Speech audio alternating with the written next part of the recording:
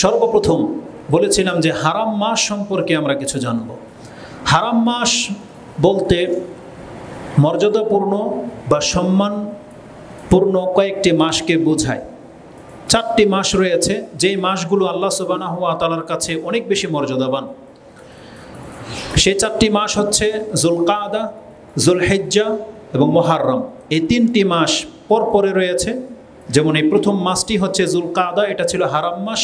তারপরের মাস যেটা আসতে যাচ্ছে জিলহজ, সেটাও হারাম মাস। তারপরে আসবে মুহররম, সেটাও হারাম মাস।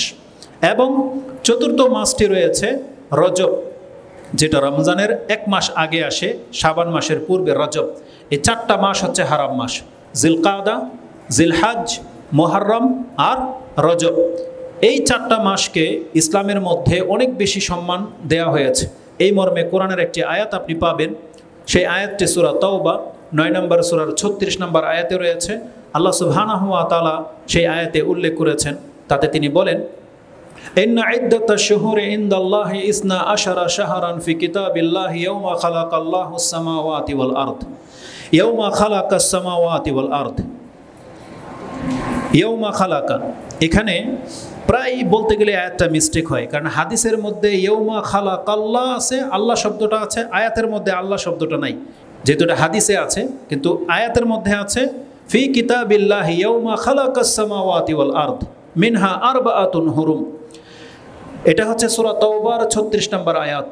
এই আয়াতে আল্লাহ সুবহানাহু ওয়া তাআলা আমাদেরকে জানাচ্ছেন যে যেই দিন আল্লাহ সুবহানাহু ওয়া তাআলা আকাশ এবং জমিনকে সৃষ্টি করেছেন, সেই দিন থেকে আল্লাহ নির্ধারণ করেছেন যে পৃথিবীবাসীর সময়গুলো গণনা হবে 12 ভাগে। মানে 12 মাস তারা 1 বছর গণনা করবে। এই 12 মাসের মধ্যে আল্লাহ বলছেন, আমি ওই দিন থেকে ফয়সালা করে দিয়েছি কিয়ামত পর্যন্ত 4টা মাস থাকবে হারাম মাস, নিষিদ্ধ মাস, মর্যাদাপূর্ণ মাস। এই মাসের বৈশিষ্ট্য কি সেটা আমরা একটু পরে উল্লেখ করব। এই আয়াতের মধ্যে সে 4 মাসের নাম তো আসে নাই, শুধু আল্লাহ সুবহানাহু ওয়া তাআলা এতটা বলেছে, মিনহা আরবাআতুন হুরুম, 4টি মাস হচ্ছে মর্যাদাপূর্ণ বা সম্মানিত মাস। সেই মাসের নামগুলো বুখারী, মুসলিম সহ প্রায় হাদিসের কিতাবে আপনি পেয়ে যাবেন। যে নামগুলো এসেছে যেমনটা বললাম, যুলকাদা, যুলহিজ্জা, মুহররম এবং রজব। এই মর্মে একটি হাদিস আমি বুখারী এবং মুসলিম থেকে আপনাকে কোট করি। আবু বাকরাতা, একজন সাহাবী রাদিয়াল্লাহু তাআলা আনহু, তিনি বর্ণনা করেছেন, সম্ভবত এটা বিদায় হজের ভাষণে রাসূল সাল্লাল্লাহু আলাইহি ওয়াসাল্লামের এই কথাগুলো ছিল। আনিন নবী সাল্লাল্লাহু আলাইহি ওয়াসাল্লাম আন্নাহু ক্বালা ইন্না যামানা কাদ ইস্তাদারা কা হায়াতি ইয়াওমা খালাকাস সামাওয়াতি ওয়াল আরদা মিনহা আরবাআতুন হুরুম। as-sanatu 12 শাহরান মিনহা আরবাআতুন হুরুম। সালাসাতুন মুতাওয়ালিয়াতুন, 3টি মাস পরপরে রয়েছে, যুলকাদা, যুলহিজ্জা ওয়া মুহররম ওয়া রজব আল মুদার আল্লাযী বাইনা জুমাদা ওয়া শাবান। এবং রাসূল সাল্লাল্লাহু আলাইহি ওয়াসাল্লাম বলেছেন, 4র্থ মাসটি হচ্ছে মুদার গোত্রের রজব মাস। তার মানে আরবদের কাছে রজব মাস এক এক গোত্রের জন্য এক একটা ছিল, কিন্তু রাসূল সাল্লাল্লাহু আলাইহি ওয়াসাল্লাম ইন্ডিকেট করে দিয়েছেন সেটা হচ্ছে মুদার গোত্রে যেই মাসটাকে রজব মাস গণনা করে, সেই মাসটা হচ্ছে হারাম মাস, যেটা বাইনা জুমাদা সানি এবং শাবানের মাঝে রয়েছে, মানে 7ম মাস। এই হাদিসটি ইমাম বুখারী এবং মুসলিম কোট করেছেন। ইমাম বুখারী প্রায় 4টি জায়গায় হাদিসটাকে এনেছেন এবং ইমাম মুসলিম তার একটি জায়গায় এনেছেন। বুখারীতে সহজভাবে আপনি সূরা তাওবা 9 নম্বর সূরার 36 নম্বর আয়াতের তাফসিরে গেলে আপনি হাদিস পেয়ে যাবেন, যেটা ইমাম বুখারী রাহিমাহুল্লাহ তার 65 নম্বর অধ্যায়ের তাফসিরের কিতাবে এনেছেন। হাদিস হচ্ছে 4462 এবং মুসলিমে হাদিসটি 29 নম্বর কিতাবুল কাদা, মানে হত্যার বিচারের আন্ডারে ওই হাদিসটাকে এনেছেন। 9 নম্বর পর্বে গিয়ে পেয়ে যাবেন, হাদিস হচ্ছে 4275 নম্বর হাদিস। এই হাদিসের মধ্যে একটা চমৎকার তথ্য দেওয়া হয়েছে যে রাসূল সাল্লাল্লাহু আলাইহি ওয়াসাল্লাম বলেছেন, ইন্না যামানা কাদ ইস্তাদারা কা হায়াতি ইয়াওমা খালাকাস সামাওয়াতি ওয়াল আরদ।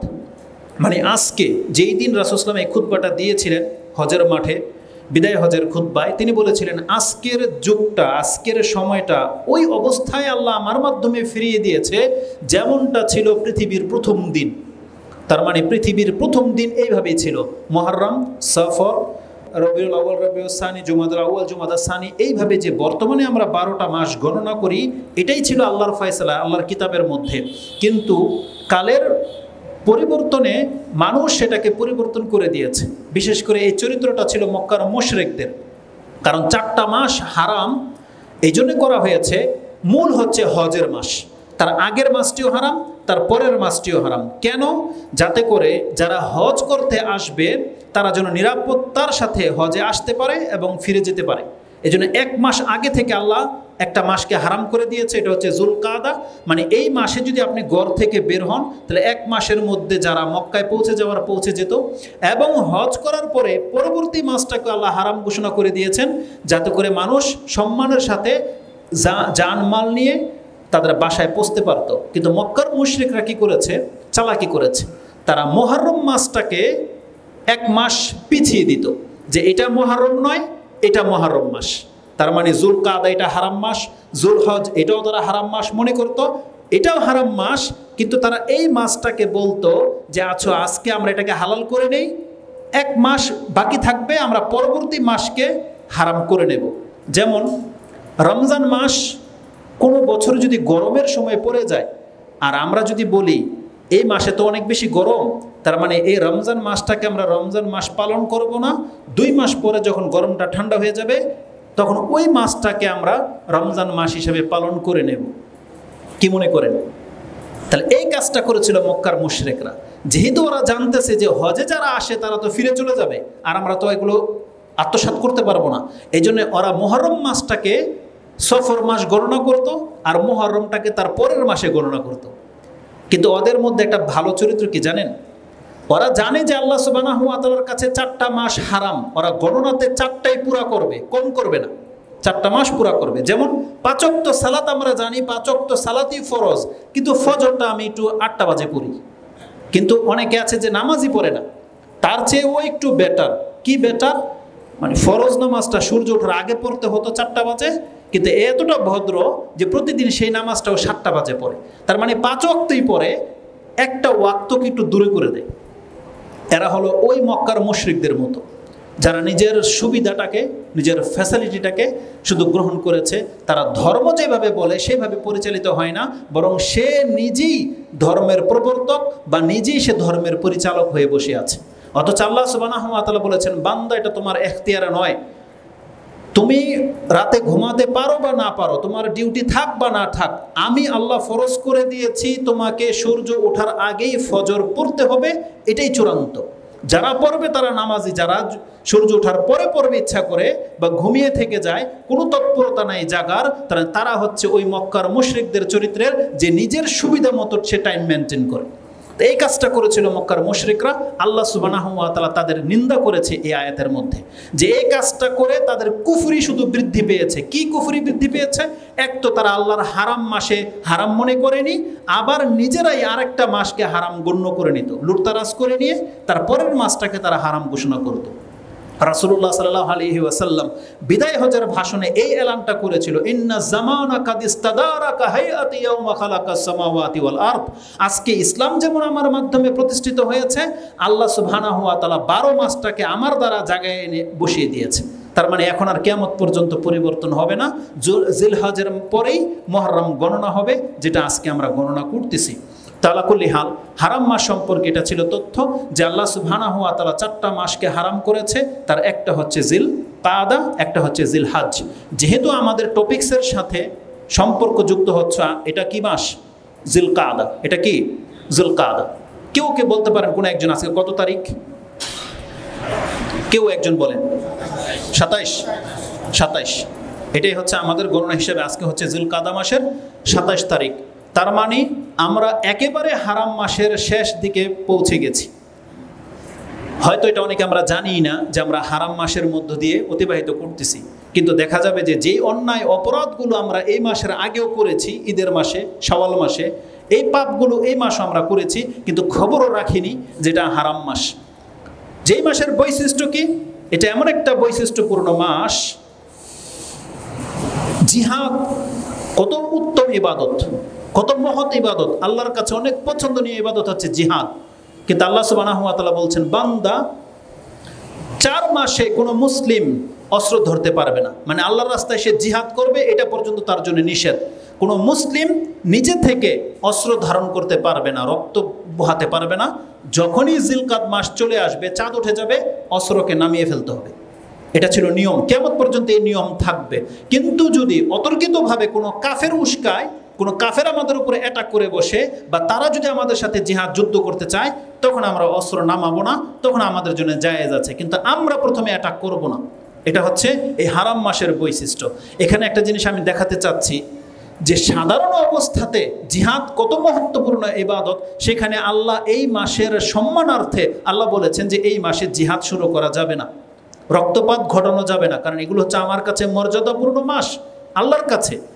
তাহলে সেই মাসে যদি কেউ, যেখানে জিহাদ করা নিষেধ, সেই মাসে যদি কেউ কাউকে হত্যা করে, কেউ কারোকে রক্ত ঝরায়, কেউ কারোকে লুটতারাজ করে, এটা কত বড় অপরাধ হতে পারে, এটা হচ্ছে দেখানোর বিষয় ছিল। তাহলে এই মাসে ন্যায়সঙ্গত কারণে জিহাদ করা আমাদের জন্য জায়েজ নাই। সেই ক্ষেত্রে কোনো ব্যক্তি কোনো ব্যক্তির গায়ে আঘাত করবে, এই 4 মাসের কোনো এক মাসে যদি করে, তাহলে সেটা অন্য মাসের চাইতে অনেক বেশি পাপ তার আমলনামায় লেখা হবে। এই জন্য এই মাসের কদর আমাদেরকে করতে হবে। আল্লাহ সুবহানাহু ওয়া তাআলা বলছেন, আপনাকে জিজ্ঞাসা করা হয়, ওয়ায়াসআলুনাকা আন শাহরিল হারামি কিতালিন ফি, এই মর্মে আপনি একটা আয়াত পেয়ে যাবেন। যদি আয়াত আমি এখানে কোট করিনি, এখন স্মরণ হয়ে গেছে, সম্ভবত এটা আপনি সূরা বাকারার 217 নম্বর আয়াতে পেয়ে যাবেন, যেখানে আল্লাহ সুবহানাহু ওয়া তাআলা বলেছেন তারা আপনাকে হারাম মাসে যুদ্ধ করা সম্পর্কে জিজ্ঞাসা করতে চায়। তাদেরকে বলে দেন এই মাসে যুদ্ধ করা অনেক বড় পাপ। তবে এর চাইতে বড় পাপ যারা আল্লাহর রাস্তায় বাধা দেয়, যারা মক্কাতে বাইতুল্লাহ তাওয়াফ করবে বাধা দেয়, এবং নবীকে এবং তার অনুসারীকে আল্লাহর ঘর থেকে বিতাড়িত করে দেয়, বাধা প্রাপ্ত করে, এটা হচ্ছে সবচেয়ে বড় পাপ। ওটা ওই আয়াতের মধ্যে আপনি পেয়ে যাবেন সূরা বাকারার 217 নম্বর আয়াতে।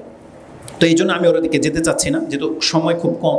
তো আল্লাহ সুবহানাহু ওয়া তাআলা বলছেন এই 4 মাস কেন্দ্রিক আল্লাহ যে বিধান রেখেছে, প্রত্যেকটা মুসলিমকে আল্লাহ বলেছেন তাদের জন্য কর্তব্য এই বিধানকে রক্ষা করে চলা।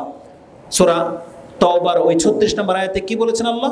যালিকা দ্বীনুল কাইয়্যিম, এটাই হচ্ছে সুপ্রতিষ্ঠিত দিন। যারা দিন কায়েমের নামে মাঠে নামতে চাচ্ছেন, আল্লাহ বলেছেন এই বিধানগুলো তুমি আগে বাস্তবায়ন করে দেখাও, এতে তোমার দিন কায়েম হয়ে যাবে। রাষ্ট্রে দিন কায়েম হোক বা না হোক, প্রত্যেকটা ব্যক্তির দিন কায়েম হয়ে যাবে যেই ব্যক্তির উপরে যা ফরজ করা হয়েছে, যদি সেই ফরজগুলো সে পুরা করতে পারে। 5 ওয়াক্ত সালাত, রমজান মাস আসলে সিয়াম, টাকা থাকলে জাকাত, হজের মাস আসলে হজ করে নেওয়া, এগুলো হচ্ছে দিন প্রতিষ্ঠা করা। এবং এই মাসের সম্পর্কে আল্লাহ এই কথাটাই বলেছে, যালিকা দ্বীনুল কাইয়্যিম, এটাই হচ্ছে সুপ্রতিষ্ঠিত দিন। ফালা তাজলিমু ফিহিন্না আনফুসাকুম, আল্লাহ বলছেন খবরদার তোমরা এই সময়গুলোতে নিজের নফসের উপরে জুলুম করো না। এই আয়াতের লম্বা চূড়া কথা রয়েছে, কিন্তু আমি ওদিকে যাব না, শুধুমাত্র এতটা বলে দিই। আব্দুল ইবনে আব্বাস রাদিয়াল্লাহু তাআলা আনহুমা থেকে এই আয়াতের তাফসিরে, ফিহিন্নার তাফসিরে আব্দুল ইবনে আব্বাস রাদিয়াল্লাহু তাআলা আনহুমা তিনি বলছেন এই ফিহিন্না মানে হলো ফি আশহুরি কুল্লিহা, তার মানে শুধু 4 মাস নয়, বরং আল্লাহ বলেছেন আমি 4 মাসকে মর্যাদা দিয়েছি ঠিক আছে, কিন্তু তুমি বান্দা 12 মাসে পাপ থেকে বেঁচে থাকো। এই 12 মাসে এমন নয় যে 8 মাস তোমার জন্য পাপ করা সহজ আর 4 মাস তুমি বেঁচে থাকবা, এমন নয়। ফালা তাজলিমু ফিহিন্না, তার মানে এই 12 মাসেই তুমি জুলুম করা থেকে বেঁচে থাকো।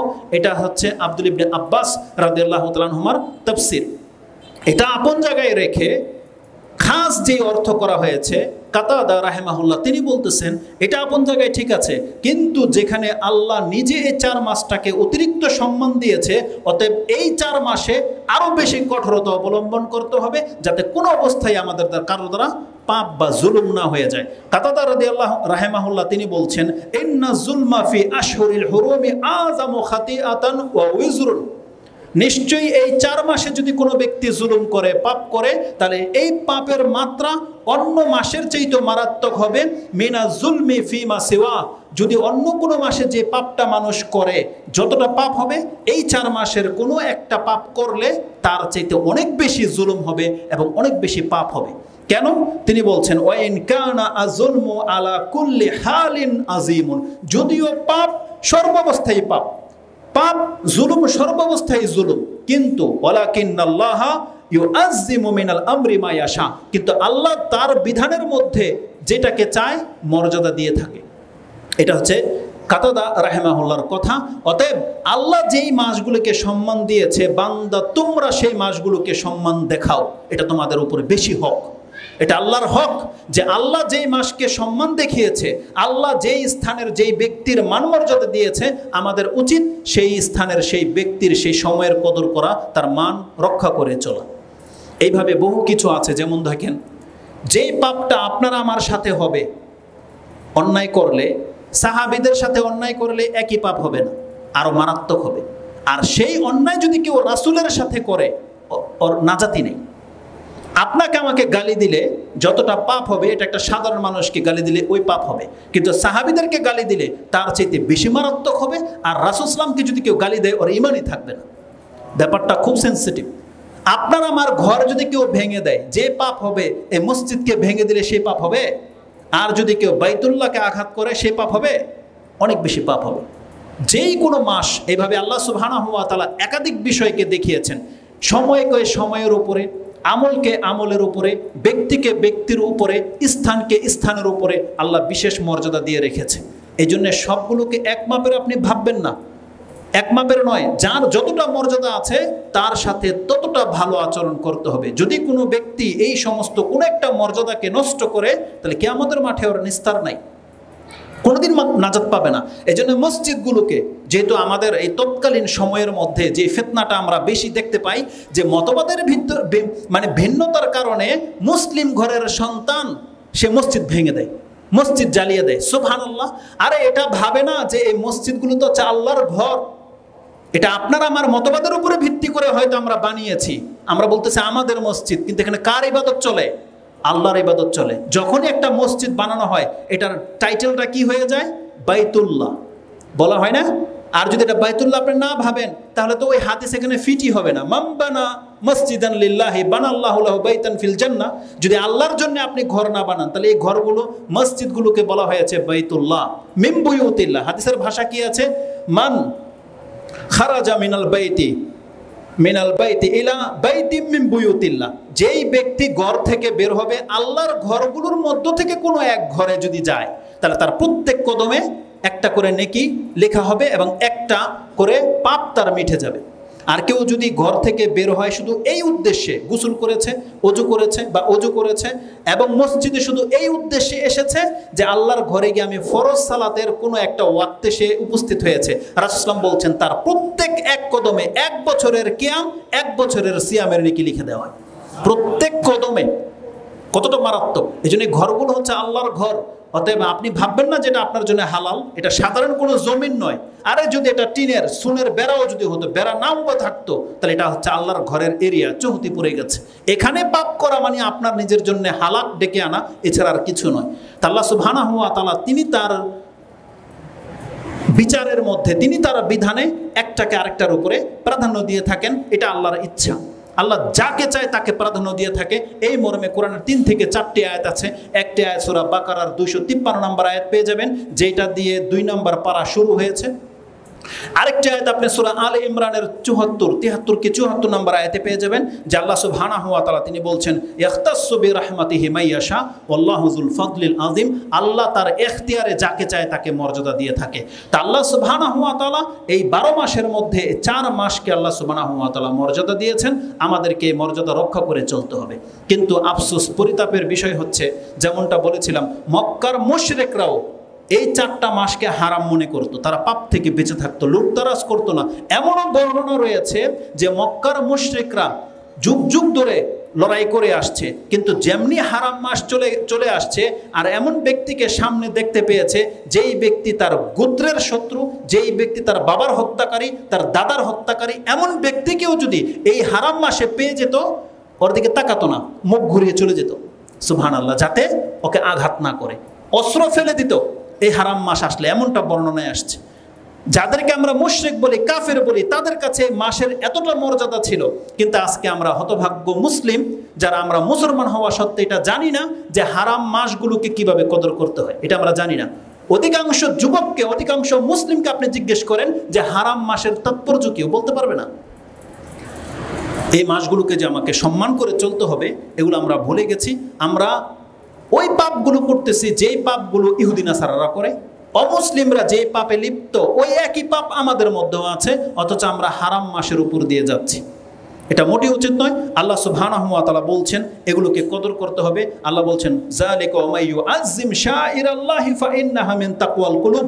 যেই ব্যক্তি আল্লাহর নিদর্শনগুলোকে মূল্যায়ন করে, এটা যে তার অন্তরে তাকওয়া আছে, এটাই তার প্রমাণ। আপনি ড্যাম কেয়ার চলাফেরা করেন, আপনি কোনো মুরব্বীকে মানেন না, দাড়ি টুপি এটা পছন্দ করেন না, যা খুশি তা, যা ইচ্ছা থাপ্পড় মেরে দিচ্ছেন, যা ইচ্ছা তা বলে দিচ্ছেন, এটা আপনার একটা এইম বা একটা রূপ।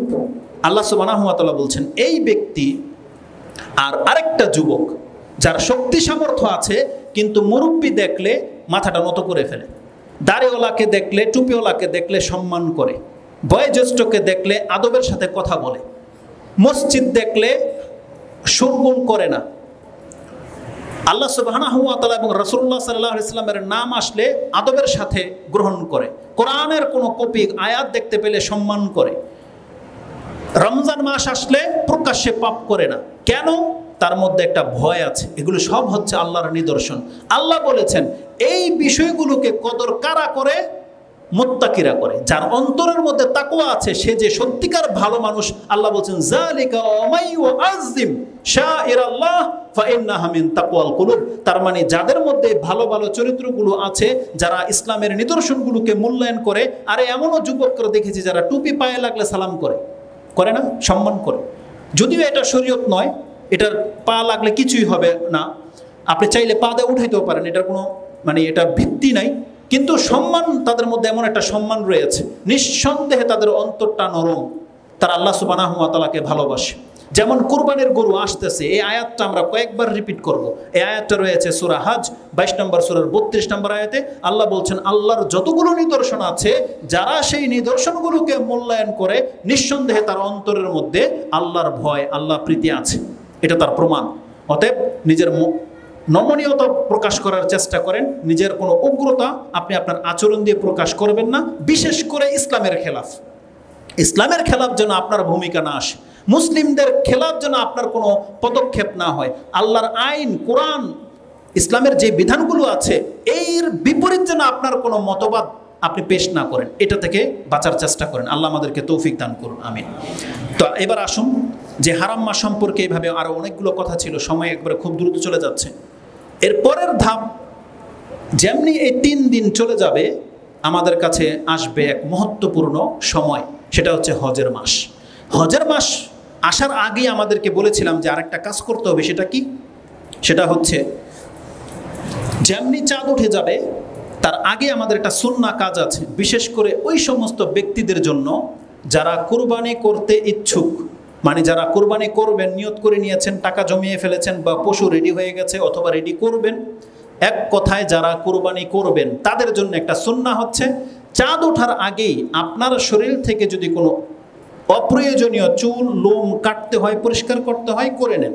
এই 3 দিনের মধ্যে করে নেন। যেমনটা আজকে আপনাদেরকে জানিয়ে দেওয়া হলো, আজকে হচ্ছে 27 তারিখ, কালকে হবে 28, তারপরের দিন 29, তারপরের দিন জিলহজ মাস হতেও পারে অথবা জিলকাদ মাসের 30 তারিখ হতে পারে। তার মানে আপনার হাতে সময় আছে আজকের দিন বাদে 2 দিন অথবা 3 দিন।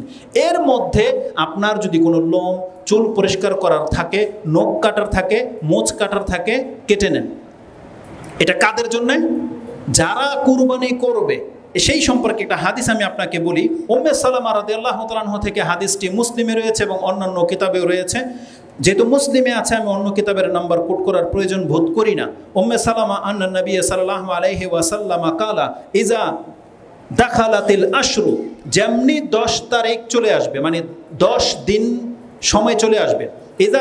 ইজা দাখালাল আশরু, আশরু বলতে বোঝায় হজের 10 দিন। এই প্রথম 10 দিনের প্রথম দিনটি চলে আসবে। ও আরাদা আহাদুকুম আইয়ুদাহিয়া, আর তোমাদের মধ্যে যেই ব্যক্তি কুরবানি করার ইচ্ছা পোষণ করেছ, ফালা ইয়ামাসসা মিন শারিহি ওয়া বাশারিহি শাই, তাহলে সে যেন তার চুল এবং নখকে স্পর্শ না করে। তার মানে কি আপনি হাতও লাগাইতে পারবেন না? এই স্পর্শ বলতে কাটা যাবে না, তোলা যাবে না। এটা হচ্ছে ফালা ইয়ামাসসুহু মিন শারিহি ওয়া আযফারিহি, তার চুল এবং তার নখ যেন সে স্পর্শ না করে। তার মানে এগুলোকে এইভাবে ছেড়ে দিতে হবে, সেই কথাটা আসবে। এই হাদিসটি ইমাম মুসলিম তিনি তার কিতাবুল আদাহি কুরবানির অধ্যায়ে এনেছেন। হাদিস হচ্ছে 5011। এই 5010 থেকে নিয়ে 16 পর্যন্ত এই চুল আর নখ কাটা সম্পর্কে 5টি হাদিস আপনি পেয়ে যাবেন। সবটা হাদিস উম্মে সালামা রাদিয়াল্লাহু তাআলা আনহা থেকে বর্ণিত হয়েছে। তাহলে এই হাদিসে কি আছে? যেই ব্যক্তি কুরবানি করতে ইচ্ছুক, তাহলে সেই ব্যক্তি চুল নখ না কাটবে না, সেগুলো কি করবে? রেখে দেবে। এটার জন্য এক্সট্রা নেকি আছে। আরেকটা বর্ণনা আসছে, ইজা রাআইতুম হিলাল যিল হিজ্জা, যখন তোমরা জিলহজ মাসের চাঁদ দেখে নেবে, ও আরাদা আহাদুকুম আইয়ুদাহি, আর যেই ব্যক্তি কুরবানি করার ইচ্ছা পোষণ করেছ, ফালিয়ুমসিক আন শারিহি ওয়া আজফারিহি, সে যেন তার চুল এবং নখকে থামিয়ে দেয়, তার মানে এগুলার কাটা যাবে না। এটা হচ্ছে মুসলিমের পরের বর্ণনা, যে হাদিসটার নাম্বার হচ্ছে 5015, 5015। কতক্ষণ পর্যন্ত? অপর বর্ণনায় রয়েছে হাত্তা ইউদাহি, যতক্ষণ পর্যন্ত আপনার কুরবানি জবানা হয়ে যাচ্ছে। তার মানে যেমনি আপনার কুরবানি জবা হয়ে যাবে, তারপর থেকে আপনি চুল আর নখ কাটতে পারবেন। এই হাদিসটি ইমাম মুসলিম কোট করেছেন। হাদিস হচ্ছে 5015, এর আগেরটা ছিল 5013, মানে 5013, 10 থেকে নিয়ে 15 পর্যন্ত এই হাদিসগুলো আপনি পেয়ে যাবেন। এখানে একটা চমৎকার বিষয় আপনি লক্ষ্য করতে দেখতে পাবেন, আপনাকে আল্লাহ সুবহানাহু ওয়া তাআলা যারা হজ যায় মুহরিম ব্যক্তির সাথে আপনাকে গণ্য করেছে আল্লাহ সুবহানাহু ওয়া তাআলা। যারা হজ করে মুহরিম, যারা এহরাম বাঁধে, তাদেরও একই নিয়ম। তারা ততক্ষণ পর্যন্ত চুল নখ কাটতে পারবে না যতক্ষণ পর্যন্ত 4টা কাজের কোনো 2টা কাজ না করবে। তার মধ্যে একটা হচ্ছে কুরবানি করা, তারপরে হচ্ছে বড় জামারাতে পাথর মারা। এই 2টা কাজ করে নিতে পারলে সে চুল কেটে নিতে পারবে। তাহলে কুরবানি যারা করবেন তাদের মর্যাদাটা হজের মুহরিম ব্যক্তির সাথে আল্লাহ তুলনা করেছে। তারা যেমন কুরবানির আগে চুল নখ কাটে না, আপনাকে আল্লাহ সুবহানাহু ওয়া তাআলা সেই একই বিধান দিয়েছে, আপনি কুরবানি না কাটা পর্যন্ত আপনার চুল মোচ নখ কাটবেন না। এটা হচ্ছে সুন্নাহ। এখানে 2টি বিষয় লক্ষণীয়। এক হচ্ছে, যদি কেউ ভুলে কেটে ফেলে তাহলে কি তার কুরবানি কবুল হবে না? অনেকে এটা একটা মানে গোলক ধাঁধায়, কুসংস্কারে লিপ্ত। এই চুল নখ কাটার সাথে কুরবানি হওয়া না হওয়ার কোনো সম্পর্ক নাই, এই মর্মে কোনো বর্ণনায় আসে নাই। বরং আপনি যদি ভুলে কেটেও ফেলেন, তারপরে আপনি কুরবানি করবেন, এতটা শুধু আপনার ছুটেছে যে এর জন্য যে নেকি আপনি পেতেন হয়তো সেটা আপনি পেলেন না। তাই বলে কুরবানি হবে না এমনটা ধারণা করবেন না। দ্বিতীয় বিশেষ দ্রষ্টব্য কি বললাম, এটা হচ্ছে যারা কুরবানি করবেন শুধুমাত্র তাদের জন্যে, এটা ফ্যামিলির সবার জন্য নয়, মা বোনদের জন্য নয়। তবে কোনো ঘরের কর্তা যদি মহিলা হয়, যার টাকায় কুরবানি হচ্ছে, তাহলে সে এটা করবে। কিন্তু তার অধীনস্থ যারা বাচ্চারা, বউ, তারপরে অন্যরা এটা করবে না, তাদের জন্য জায়েজ, তারা করতে পারবে। এটা হচ্ছে একটা সুন্নাহ হুকুম। এই চুল নখ না কাটা এটা সুন্নাহ, এটা ফরজও নয়। এই মর্মে একটা হাদিস রয়েছে তিরমিজিতে, যে যেই একজন সাহাবী বলেছে, ইয়া রাসূলুল্লাহ, যদি আমি কুরবানি করার মতো ওই 6 মাসের বকরি ছাড়া অন্য কিছু না পাই, তখন আমি কি করব? তখন রাসূল সাল্লাল্লাহু আলাইহি ওয়াসাল্লাম বলছেন, না, তুমি এটা কুরবানি করবে না, বরং তুমি তোমার চুল নখ ঈদের দিন কেটে নিও। তাহলে একটা কুরবানি করলে যেই নেকি এই চুল নখ কাটার মাধ্যমে তোমাকে আল্লাহ সেই নেকি দিয়ে দেবে। কিন্তু এই হাদিস দুর্বলতা রয়েছে, এই হাদিস সহিহ নয়। এই জন্য অথেন্টিকের সাথে আমরা বলতে পারি না আপনাকে এই কথা যে এটা সঠিক। হলে হতেও পারে, আল্লাহু আলম, কিন্তু হাদিসের সনদের মধ্যে দুর্বলতা আছে, এজন্য আমরা সেটাকে কোট করলাম না। তো চাঁদ ওঠার আগে এটা আমাদের প্রথম কাজ। যারা কুরবানি করবেন তারা কি করবেন না, চুল নখ আর কাটতে পারবেন না, কাটলে তার আগে কেটে নেন। আর দাড়ি সবসময় হারাম, দাড়ি কাটা সবসময় হারাম। কি কুরবানি করেন আর না করেন, সবার জন্য দাড়িতে হাত লাগানো হারাম। যতজন মানুষ দাড়ি সেভ করেন তারা প্রত্যেকটা হারাম কাজে লিপ্ত। আপনারা খুব দ্রুত তওবা করেন, দাড়ি রেখে নেন, যাতে করে দাড়ি নিয়ে মরতে পারেন। না হলে এরকম ক্লিন সেফ ওলা ফেজ নিয়ে মরলে পরিণাম খুব খারাপ হতে পারে। আল্লাহ আমাদেরকে বোঝার তৌফিক দান করুন। এরপরে আসতে যাচ্ছে চাঁদ উঠে গেলে হজের মাস শুরু হয়ে যাবে। চাঁদ উঠে গেলে আরেকটা কাজ আমাদের, দ্বিতীয় কাজ হচ্ছে চাঁদ দেখে দোয়া করা। চাঁদ দেখে দোয়া করা, আমরা প্রায় বক্তব্যে এটা বলে থাকি, কিন্তু জানি না এ পর্যন্ত কতজন মুখস্থ করেছেন বা প্রত্যেক মাসের চাঁদ আপনারা দেখেন কিনা জানি না। এই মর্মে ইমাম তিরমিজি রাহিমাহুল্লাহ একটা হাদিস এনেছেন এবং মুসনাদে আহমদে হাদিসটি রয়েছে। তিরমিজিতে হাদিসটি আপনি 3451-তে পেয়ে যাবেন, 45 নম্বর অধ্যায়, দোয়ার অধ্যায়ে পেয়ে যাবেন সেই হাদিসটি। তালহা ইবনে উবাইদিল্লাহ আন্না নবী সাল্লাল্লাহু আলাইহি ওয়াসাল্লাম কানা ইযা রাআল হিলালা, রাসূল সাল্লাল্লাহু যখন হেলাল প্রথম মাসের চাঁদ দেখতেন তিনি বলতেন, আল্লাহুম্মা আহিল্লাহু আলাইনা বিল ইউমনি ওয়াল ঈমান। 2টা শব্দ আছে এখানে, আহিল্লাহু আরেক জায়গায় আছে, আহিল্লাহু আরেক জায়গায় আছে আহলিলহু। আল্লাহুম্মা আহলিলহু আলাইনা বিল ইউমনি ওয়াল ঈমান। আল্লাহ এই চাঁদকে আমাদের জন্য নিরাপত্তা এবং ঈমানের বাহন করে উদিত করো। ও সালামাতি ওয়াল ইসলাম, এবং নিরাপত্তা এবং ইসলামের হয়ে যেন আমাদের উপর উদিত হয়। তার মানে এই চাঁদ যতদিন পর্যন্ত থাকবে, মানে 1 মাস, আমার ইমানও যেন না হারায়, আমি যেন নিরাপত্তা হারিয়ে না ফেলি, আমি যেন কোনো রকমের ফেসে না যাই, নিরাপত্তায় যেন থাকি, সালামাত যেটাকে বোঝায় বড় ধরনের বিপদ থেকে, এবং আমার ইসলাম যেন ধ্বংস না হয়ে যায়। কারণ রাসূল সাল্লাল্লাহু আলাইহি ওয়াসাল্লাম বলছেন ফিতনা এমনভাবে আসতে যাচ্ছে, আজকে এখন ঈমান আছে তো একটু পরে থাকবে না, এমন বহু ঘটনা ঘটবে। তার মানে আমরা প্রতিদিন চাঁদ দেখে মাসের শুরুতেই মাসকে আমরা যদি এইভাবে বরণ করে নেই যে আল্লাহ এই 1 মাস তুমি আমাকে ঈমান, আমল এবং যে কোনো বিপদ আপদ থেকে তুমি আমাকে আল্লাহ সেভ করে দাও, এই দোয়া করতেন রাসূল সাল্লাল্লাহু আলাইহি ওয়াসাল্লাম চাঁদ দেখে। এবং চাঁদ দেখে যেহেতু এ কথা বলতেন, এটা যেন কেউ মনে না করে যে রাসূল সাল্লাল্লাহু আলাইহি ওয়াসাল্লাম চাঁদের কাছে চেয়েছে, তারপরের জুমলাটা তার প্রমাণ। তখন রাসূল সাল্লাল্লাহু আলাইহি ওয়াসাল্লাম বলতেন রব্বি ওয়া রাব্বুকাল্লাহ, এবং চাঁদকে ইন্ডিকেট করে বলেন এ দোয়া আমি তোমার কাছে করিনি, বরং তোমার এবং আমার প্রতিপালক হচ্ছেন আল্লাহ, তার কাছে করেছি। এজন্য কোনো মুসলিম কোনো ব্যক্তি বস্তুর কাছে চাইতে পারে না, চাবে একমাত্র আল্লাহ সুবহানাহু ওয়া তাআলার কাছে। তো ইমাম তিরমিজি রাহিমাহুল্লাহ এই হাদিসটি 3451-তে এনেছেন। যেমনি চাঁদ উঠে যাবে আমাদের কাছে চলে আসবে হজের মাস। আর এই হজের মাসের বেশ কিছু বৈশিষ্ট্য রয়েছে। হজের মাসের সবথেকে বড় বৈশিষ্ট্য হলো এটা হলো আশহুরুল হজ। যুলকাদা কিন্তু আশহুরুল হজ, কোরআনের যে জায়গায় আছে আশহুরুল হারাম, আরেকটা আছে আশহুরুল হজ। এই আয়াতের বাস্তবায়ন চলছে এখন। জিলকাদা মাসটাও হজের মাস, কেউ চাইলে এখনো হজের নিয়ত করে মক্কায় ঢুকতে পারে, কিন্তু কতদিন পর্যন্ত? ওই জিলহজ মাসের 9 তারিখ পর্যন্ত তার সময় আছে। তো যেমনি চাঁদ উঠে যাবে আশহুরুল হজের আরেকটা মাস শুরু হয়ে যাবে, এটা হচ্ছে হজের মাস। এই হজের মাস, জিলহজ মাস এমন একটি মাস যেই মাসে আল্লাহ সুবহানাহু ওয়া তাআলা ইসলামের 5ম রুকুন রেখে দিয়েছে। এই মাস ছাড়া ইসলামের এই রুকুনটা আপনি কোনোভাবে আদায় করতে পারবেন না। যেমন প্রত্যেক ওয়াক্তে নামাজের সময় হয়, রমজান মাসে সিয়াম হয়, যেমনি টাকা হলে যাকাত দিতে হয় বছরে একবার, বাকি থাকে হজ। এই হজের মাস হচ্ছে এই জিলহজ মাস। এটা হচ্ছে এই মাসের সবথেকে বড় মর্যাদা, যে ইসলামের 5ম পিলারটা যারা চায়, যারা সামর্থ্য রাখে, তারা এই মাসে পুরা করতে পারে। এবং আপনাকে বলে দিই, এটা কোনো যাহা-তাহা ব্যাপার নয়। যেই ব্যক্তি 5 ওয়াক্ত সালাত আদায় করেন, যার টাকা আছে আপনি যাকাত দিয়েছেন, যারা রমজান মাস পেয়ে গেছেন তারা সিয়াম রেখেছেন, আপনার মর্যাদাকে জানেন হজ করে নিতে পারলে, তার মানে আপনি হলেন এই বছরের ওই ব্যক্তি যারা দ্বীনি ইসলামটাকে প্রতিষ্ঠা করে দেখিয়েছে। কারণ ইসলাম কয়টা জিনিসের উপরে? 5টা জিনিসের উপরে নয়। আপনি মুসলিম মানে শাহাদাতের উপরে আপনি আছেন, আপনি সালাত আদায় করেন, আপনি সিয়াম রেখেছেন, আপনি যাকাত দিয়েছেন, একটা শুধু বাকি ছিল হজ। এটা যারা করে নিয়েছে বা যারা করবে তারা এমন ব্যক্তি যারা তাদের জীবনে ইসলামটাকে প্রতিষ্ঠিত করে দেখিয়েছে। অনেক বেশি মর্যাদাকর বিষয় এটা। এই জন্য যাদের সুযোগ হয়ে গেছে তারা আলহামদুলিল্লাহ বলেন, এবং যারা এখনও করেননি আমরা আল্লাহর কাছে ওই সমস্ত ভাইদের জন্য দোয়া করি, আল্লাহ তুমি আমাদেরকে তৌফিক দাও যাতে আমরা তোমার ঘরের জিয়ারত করতে পারি এবং ইসলামের এই 5ম রুকুনটা যেন আমরা আদায় করতে পারি, ইয়া রাব্বুল আলামিন। হজের মাস সম্পর্কে আমি আসলে এটা এমন একটা সিচুয়েশন চলতেছে, এখন যদি হজের মর্যাদা নিয়ে কথা বলতাম তাহলে একটা খুতবা এখানেই লেগে যেত। কিন্তু দুর্ভাগ্যবশত মুসলিমদের বহু মানুষের তকদির থেকে আল্লাহ সুবহানাহু ওয়া তাআলা হজকে মাহরুম করে দিয়েছে।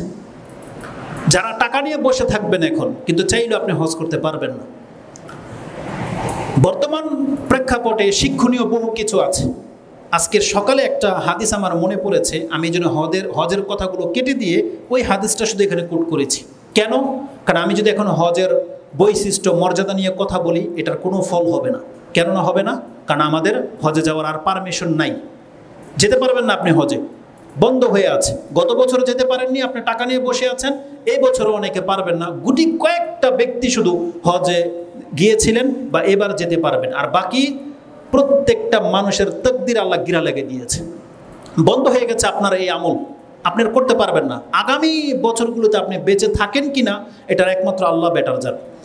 এই সিচুয়েশনে যেই কথাটা আমার সব থেকে বেশি মনে পড়েছে, 2টা হাদিস। একটা তো দুর্বলতা আছে বিধায় আমি কোট করিনি, যেটা ইমাম তিরমিজি কোট করেছেন, আর যে হাদিসটা মুসলিমে আছে আমি ওখান থেকে একটা লাইন শুধু আপনাকে স্মরণ করিয়ে দিই। ইমাম মুসলিম তিনি তার কিতাবুল ঈমানের মধ্যে এই হাদিস এনেছেন 213 নম্বরে। হাদিসের বর্ণনাকারী হচ্ছেন আবু হুরায়রা রাদিয়াল্লাহু তাআলা আনহু। তিনি বলছেন, আন্না রাসূলুল্লাহ সাল্লাল্লাহু আলাইহি ওয়াসাল্লাম বাদিরু বিল আমালি ফিতানান কা কিতইল লাইলিল মুজলিমা। আজ থেকে 1400 বছর আগে রাসূল সাল্লাল্লাহু আমাদেরকে উৎসাহিত করে দিয়েছিলেন, দেখো তোমরা আমল করে করে তোমাদের মর্যাদাগুলোকে আগে বাড়িয়ে নাও। দেখো তোমরা আমল করো, আমল করো, আমল করে নিজের মর্যাদাটাকে বাড়িয়ে নাও। সেই দিন আসার আগে যেই দিন ফিতনা রাতের আধারের মতো পৃথিবীতে নেমে আসবে, এসে গেছে। অনেকটা ফিতনা চলে এসেছে। যেই ইবাদতগুলো আমাদের নাজাতের সাবাব, যেগুলো আমাদের মর্যাদা বৃদ্ধি করার উপায়, সেই ইবাদতগুলো একের পর এক থেমে যাচ্ছে। যেগুলো সাহাবা একরামরা, তাবিনরা, তাবা তাবিনরা তারা করে নিজেকে বহু আগে বাড়িয়ে নিয়েছে, অগ্রগামীদের অন্তর্ভুক্ত করে নিয়েছে। কিন্তু সেই সুযোগগুলো আমাদেরও এতদিন যাবৎ ছিল, কিন্তু আমরা সেগুলোকে কাজে লাগাইনি। এখন হজ বন্ধ হয়ে গেছে অনেকের তাকদীর থেকে, এখন সে হয়তো মানুষের কাছে প্রচার করবে যে আরে আমি তো হজে যাওয়ার ছিলাম, আমি তো টাকা জমা করে রেখেছি, এই বছরে আমি হজ করার ছিল, কিন্তু আমি তো যেতে পারতেছি না। সেটা আরো প্রচার করবে যাতে করে মানুষ বুঝে যে না রে হজ করার ইচ্ছা ছিল, কিন্তু তার নিয়তের মধ্যে দুই রকম ছিল, যাবো কি যাব না। কিন্তু যখন আটকে গেছে, এখন তার কদর তার কাছে ফুটে উঠেছে। তেমনি একটা সময় আসবে, আজকে শুধু হজ বন্ধ হয়ে যায়নি, সালাত এমন একটা গুরুত্বপূর্ণ ইবাদত, এই সালাতের মধ্যে অনেক সুন্নাহ আমরা আদায় করতে পারতেছি না। প্রায় মসজিদে জামাত বন্ধ হয়ে গেছে, প্রায় মসজিদের মধ্যে লেগে লেগে দাঁড়ানোটা বন্ধ হয়ে গেছে। মাস্ক পরে আপনাকে সালাতে দাঁড়াতে হয়, আল্লাহর সামনে আপনার চেহারা নিয়ে আপনি দাঁড়াতে পারেন না। আগামীতে আরো কি হবে আপনি জানেন না। এমনও হতে পারে যে সেজদা করার মতো তৌফিক আপনার হবে না, হতে পারে এমন একটা সময়। তাহলে এইভাবে যখন ইবাদতগুলো থেমে যাচ্ছে, রাসূল সাল্লাল্লাহু আলাইহি ওয়াসাল্লাম আমাদেরকে আগেই বলেছিলেন বাদিরু বিল আমালি ফিতানান, তোমরা সেই ফিতনা আসার আগেই আমল করে নিজেকে অগ্রগামী করে নাও। কিন্তু সে রাস্তাগুলো আমাদের বন্ধ হয়ে যাচ্ছে। আপনি কি আল্লাহ সুবহানাহু ওয়া তাআলার কাছে এখন ওই রকমের সুযোগ চাইবেন যে আল্লাহ আমাকে আরেকবার সুযোগ দাও যাতে আমি হজটা করতে পারি, আগামী বছর আল্লাহ আমি করব? অনেকে হয়তো নিয়ত করবেন, কিন্তু সেই সুযোগ আসবে কিনা একমাত্র আল্লাহই বেটার জানে। আরো কত কি ফিতনা আসবে। তিরমিজিতে যে হাদিসটা রয়েছে, যেটা বললাম, ওর সানাদে দুর্বলতা আছে, যদিও কেউ কেউ হাসান বলেছেন। আমাদের অনেক সালাফ বা আমাদের শেখের ওই হাদিস বর্ণনা করে, কিন্তু যেখানে দুর্বলতা আছে বিধায় আমি এগুলো কোট করবো না, এটা আমার একটা নীতি। সেই হাদিসের মধ্যে রয়েছে বাদিরু বিল আমালি সাবা, তোমরা 7টি বিষয়ের আগে আমল করে নিজেকে আগে বাড়িয়ে নাও। কিন্তু হাদিসের কথাগুলো খুব চমৎকার। হাল তানতাজিরুনা মারাদান মুমসিয়ান আও গিনান মুতগিয়ান আও মাউতান মুজহিজান আও আউইদ্দাত আও ফাকরান মুফান্নিদান আও আউইদ্দাজ্জাল ফাইন্নাহু শাররুন মুনতাজিরু আও কামা কালা রাসূলুল্লাহ সাল্লাল্লাহু আলাইহি ওয়াসাল্লাম। অনেক আগে পড়েছিলাম একটা হাদিস, তাতে 7টা কথা আছে যে তোমরা কেন ইবাদত করতেছো না, তোমরা কি অপেক্ষায় আছো সেই সময়ের যে তোমাকে আল্লাহ ওঢেল পয়সার মালিক করে দিবে এবং তুমি ধর্ম ভুলে যাবে। প্রত্যেক মানুষের লাইফে এমনটা ঘটতে পারে। রাতারাতি কোটিপতি হয়ে গেলে সে এখন ধর্মকর্ম করে না, বুঝে না, সে তার অস্তিত্বকে ভুলে যায়। আর নাকি ওই অবস্থার অপেক্ষায় আছো যে আল্লাহ তোমাকে একেবারে হীন গরিব করে দেবে, দরিদ্র করে দেবে, এখন তুমি ধর্মই ভুলে যাবে। যে ধর্মে তোমাকে সালাতের কথা বললে তুমি রেগে যাবে, কিসের নামাজ টামাজ। অনেককে আপনি দেখবেন যারা রিক্সা চালায়, যারা ছোট মানের কাজ করে, তার কাজটাকে আমি নেগলেক্ট করতেছি না, তার কাজটা ছোট, কিন্তু দুঃখজনক ব্যাপার হলো যে যত ছোট কাজ করে তার মধ্যে বেদিনী সবচেয়ে বেশি। আপনি লেবার টাইপের লোকদেরকে দেখেন, ও গাধার মতো 8 ঘন্টা 10 ঘন্টা রক্ত ঝরিয়ে সে কাজ করতেছে, কিন্তু সালাত পড়ে না। সিগারেটের উপর সিগারেট, সিগারেটের উপর সিগারেট, সুবহানাল্লাহ, এক তো সালাত আদায় করে না, এক তো সে ধর্মকর্ম করে না, উপরন্ত কষ্টের গাধার মতো কাজ করে, আবার খাচ্ছে হারাম। তার মানে ধর্মের সাথে যেন এদের কোনো সম্পর্ক নেই, এমন অবস্থা হয়ে গেছে। তাহলে রাসূল সাল্লাল্লাহু আলাইহি ওয়াসাল্লাম বলছেন, তুমি কি চাও যে তোমাকে আল্লাহ এমন হতদরিদ্র করে দেখ যে সারাদিন তুমি শুধু গাধার মতো কাজই করবা, তোমার ধর্ম ভুলে যাইবা? যেহেতু আল্লাহ তোমাকে এখন স্বাভাবিক পর্যায়ে রেখেছে, তুমি ইবাদত করো। নাকি তুমি চাচ্ছ এমন বৃদ্ধ বয়সের পৌঁছে যাওয়ার জন্যে যেই বৃদ্ধ তোমার স্মৃতিশক্তিকে লোপ করে দেবে? প্রত্যেকটা বৃদ্ধের তাই হয়, সে সূরা কিরাত জানে না, ভুলে যায় সব কিছু। ওযু আছে না নাই জানে না। আপনি সেই দিনের জন্য নামাজ রেখে দিয়েছেন? নাকি রাসূল সাল্লাল্লাহু আলাইহি ওয়াসাল্লাম বলছেন তুমি সেই দিনের অপেক্ষায় আছো যে মৃত্যু হঠাৎ করে তোমাকে পাকড়ি করে ধরে নেবে, যখন তখন মৃত্যু আসতে পারে না? নাকি আপনি সেই দিনের অপেক্ষায় আছেন? নাকি রাসূল সাল্লাল্লাহু আলাইহি ওয়াসাল্লাম সর্বশেষ কথা বলেছিলেন, নাকি তুমি দাজ্জালের অপেক্ষায় আছো যে দাজ্জাল আসলে আমি শুধরে যাব? এটা অত্যন্ত মন্দ একটা তোমার চিন্তা, বা মন্দ একজন ব্যক্তির অপেক্ষায় তুমি আছো, যেই যুগটা চলে আসলে তোমার ইবাদতের দিকে আর তোমার মন ঝুঁকবে না, বা তুমি ইবাদত করতেই পারবে না, যেখানে কাবা ঘরকে পর্যন্ত ভেঙে দেওয়া হবে। পৃথিবীতে এমন একটা সিচুয়েশন হবে, যদিও সেই সিচুয়েশনে হয়তো বা আমরা থাকবো না, কিন্তু আমাদের পরবর্তী জেনারেশনের সাথে এটা হবে। কিন্তু অন্যান্য ফিতনাগুলো তো আমরা পতিত হয়ে যাচ্ছি। এই যে করোনার এক ফিতনা, আপনি দেখেন হজ বন্ধ হয়ে গেছে অনেকের জন্য।